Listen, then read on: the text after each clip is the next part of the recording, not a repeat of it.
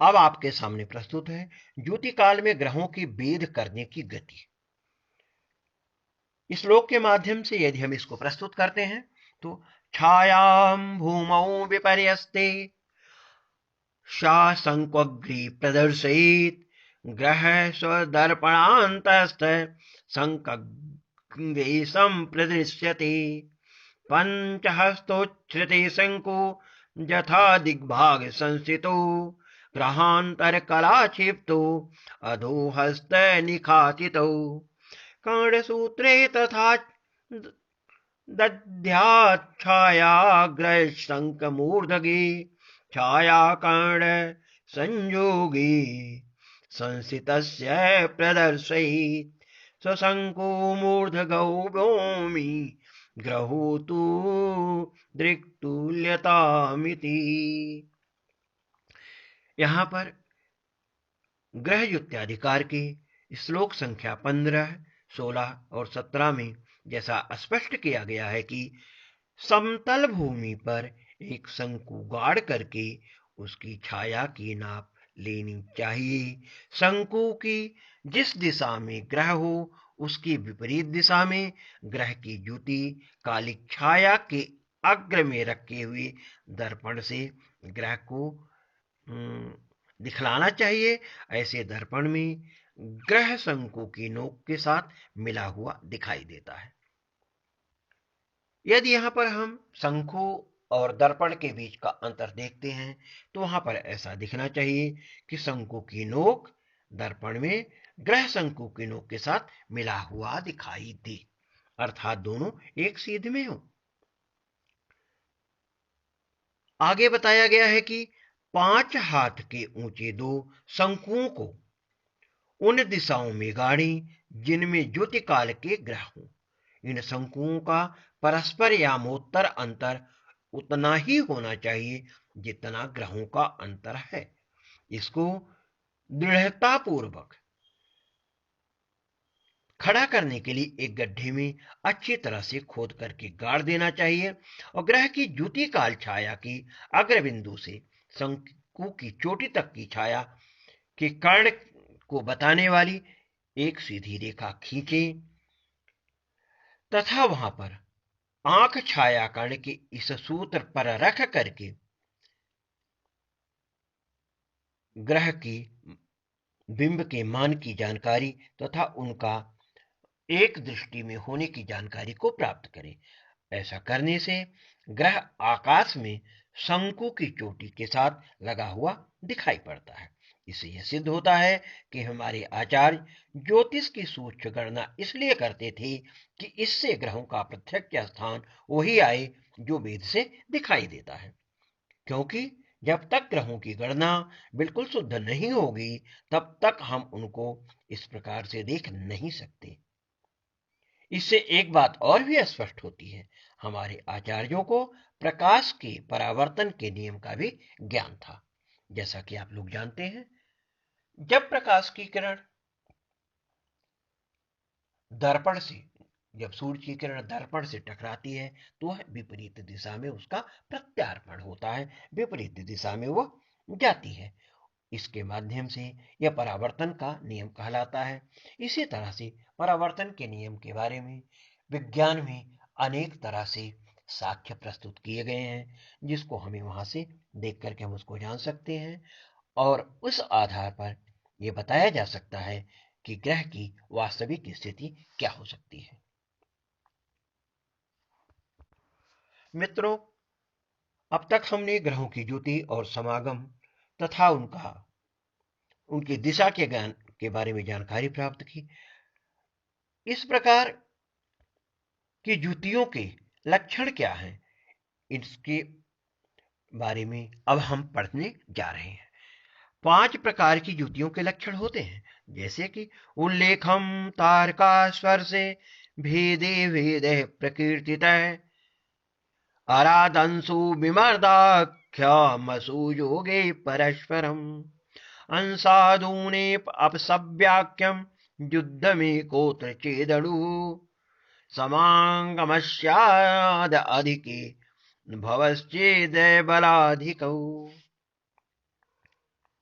यहां पर हम आपके लिए स्पष्ट करना चाहते हैं कि ग्रहों का यदि ज्योति काल में दोनों ग्रहों के बिंबों का केवल स्पर्श होता हो तो ऐसी ज्योति को उल्लेख नामक ज्योति के नाम से जाना जाता है। परंतु यदि एक का बिंब दूसरे के बिंब को भेद करे अर्थात कुछ ढक ले तो इस तरह की ज्योति को भेद नामक ज्योति कहते हैं। यदि दोनों ग्रहों के बिंब कुछ दूर हों परंतु उनकी किरणें आपस में मिली हुई दिखाई पड़े तो ऐसी ज्योति को अंश विमर्द नामक युद्ध के नाम से जाना जाता है। यदि दोनों ग्रहों के बिंब का अंतर एक एक अंश से कम हो तो ऐसी ज्योति को अपसव्य युद्ध कहते हैं। इस युद्ध में यदि एक का बिंब छोटा हो तो अपसव्य व्यक्त होता है अन्यथा अव्यक्त होता है। यदि दोनों बिंबों का अंतर एक अंश से अधिक हो तो ऐसी ज्योति को समागम नाम से जाना जाता है। यदि दोनों ग्रह बली हो अर्थात स्थूल हो तो व्यक्त समागम अन्यथा अव्यक्त समागम होता है। ग्रहों के 5 प्रकार की ज्योतियों को पढ़ने के उपरांत अब हम आपके सामने प्रस्तुत करने जा रहे हैं पराजित तथा विजयी ग्रहों के क्या लक्षण होते हैं। इस बारे में शास्त्रकार का वचन है, अब सब्बे जिते युद्धे दूरे पेड़ूरदीप्तमान रक्षो विवर्णो विध्वस्तो मलिनो दक्षिणमाश्रित उदकस्थो दीप्तमान स्थूलो जयी या मेपियो बलि। अपसव्य नामक युद्ध में जिस ग्रह का बिंब ढक जाता है वह ग्रह बहुत ही छोटा और तेजहीन होता है। उसका वर्ण फीका होता है और दक्षिण की ओर होता है, इसलिए उसको पराजित समझा जाता है। परंतु जिस ग्रह का बिंब उत्तर की ओर होता है, तेजवान होता है, बिंब बड़ा होता है, उस ग्रह को बली तथा विजयी समझा जाता है। तेजवान ग्रह दक्षिण की ओर हो, इसी तरह से यदि बली अर्थात बड़ा और तेजवान ग्रह दक्षिण की ओर हो तो उसे विजयी समझना चाहिए।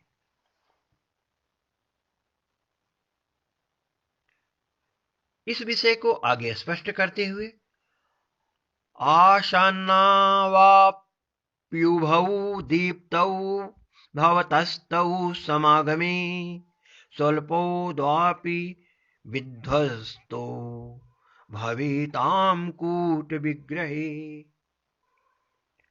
यदि दोनों ग्रह पास होते हुए भी प्रभायुक्त हों तो समागम नामक युद्ध होता है, और यदि दोनों ग्रह छोटे और फीके हों अर्थात उनकी में प्रभा का अभाव हो तो इस तरह के युद्ध को कूट विग्रह नामक युद्ध के नाम से जाना जाता है। इस बात को आगे स्पष्ट करते हुए शास्त्रकार ने अग्रिम श्लोक में जो बताया है, उदकस्थो दक्षिणस्थो वा भार्गवः प्रायसो जयी शशांकेनैवमेतेषां कुर्यात् संयोग साधनम।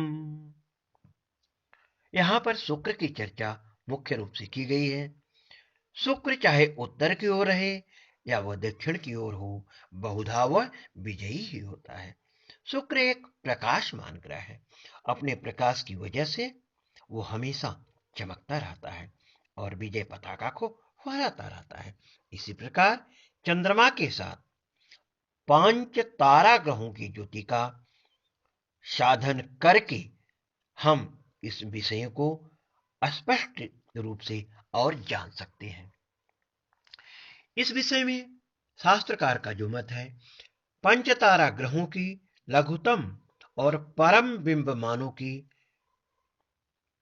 सारणी से हम इसके बारे में स्पष्ट रूप से जान करके शुक्र ग्रह का लघुतम बिंब मंगल और बुध के लघुतम बिंबों से कितना बड़ा है इसको जान सकते हैं। इसलिए इनकी ज्योति के समय तो शुक्र की ही अधिक दीप्तिमान और स्थूल होने से वह विजयी माना जाता है। जिस समय मंगल का बिंब परम होता है, उस समय वह सूर्य से 180 अंश आगे रहता है। ऐसी दशा में शुक्र के साथ इसकी युति हो जाए, युति तो हो ही नहीं सकती। शुक्र और मंगल की युति तभी हो सकती है जब मंगल भी सूर्य के पास रहे। ऐसी दशा में मंगल का बिंब शुक्र के बिंब से सदैव छोटा ही रहेगा। इसलिए मंगल और बुध से शुक्र सदैव दीप्तिमान और विजयी होता है। हाँ, गुरु या शनि के साथ शुक्र की जब युति होती है, तब शुक्र पूर्व में अस्त होने के पहले और पश्चिम में उदय होने पर कुछ समय तक इनसे छोटा दिखाई पड़ता है। इसलिए यह शनि या गुरु से पराजित कहा जा सकता है, परंतु ऐसी अवस्था कभी कभी आती है। प्रायः शुक्र विजयी ही होता है, ऐसा हमारे आचार्यों का मत है। भावा भावा भावाय लोकानां कल्पनेयं प्रदर्शिता स्वमार्गगाः प्रयान्तेति दूरमन्योन्य आश्रिता। यह ग्रह युत्याधिकार का अंतिम अर्थात 24वां श्लोक है। लोगों के शुभाशुभ फल के लिए ग्रहों के युद्ध समागम इत्यादि की कल्पना की गई है। मुख्यतया यदि देखा जाए, प्रत्येक ग्रह की अपनी अपनी कक्षा होती है। प्रत्येक ग्रह अपनी अपनी कक्षा में भ्रमण करते हैं। उनकी कक्षाओं में दूरी भी बहुत होती है, इसलिए सभी ग्रह एक दूसरे से बहुत दूर होते हैं। परंतु एक क्षण ऐसा आता है जब वह परस्पर आश्रित तथा बहुत निकट दिखाई पड़ते हैं। इसी के आधार पर समागम और युद्ध के बारे में हमारे शास्त्रकारों ने अपने ग्रंथों में उल्लेख किया है। वास्तविक रूप से ऐसी स्थिति कभी भी नहीं आती, क्योंकि दोनों की अपनी आवृत्ति है, दोनों का अपना मंडल है। परंतु कभी कभी जब ग्रह सीधे में होते हैं तो हम ऐसा मान लेते हैं कि ग्रहों में समागम हो गया है, या कोई ग्रह आगे जा रहा होता है, कोई ग्रह उससे पीछे हो चुका होता है। हम यह मान लेते हैं कि वह विजयी हो रहा है। या जब कोई ग्रह, किसी ग्रह का आभा मंडल सूर्य के प्रकाश के कारण क्षीण हो जाता है, तो दूसरा ग्रह जो प्रकाशित होता है उसकी अपेक्षा वह ग्रह विजयी मान लिया जाता है। वास्तविक स्थिति को हम इस रूप में जान सकते हैं, और आप सभी लोग जानते हैं। प्रत्येक ग्रहों की अपनी अपनी कक्षा है और प्रत्येक ग्रह अपनी अपनी कक्षा में ही भ्रमण करते हैं। इसके साथ इस अध्याय को ही समाप्त करते हुए विराम लेते हैं। अगला अध्याय पुनः शुरू करेंगे। तब तक के लिए आप सभी के लिए शुभम भूयात। धन्यवाद।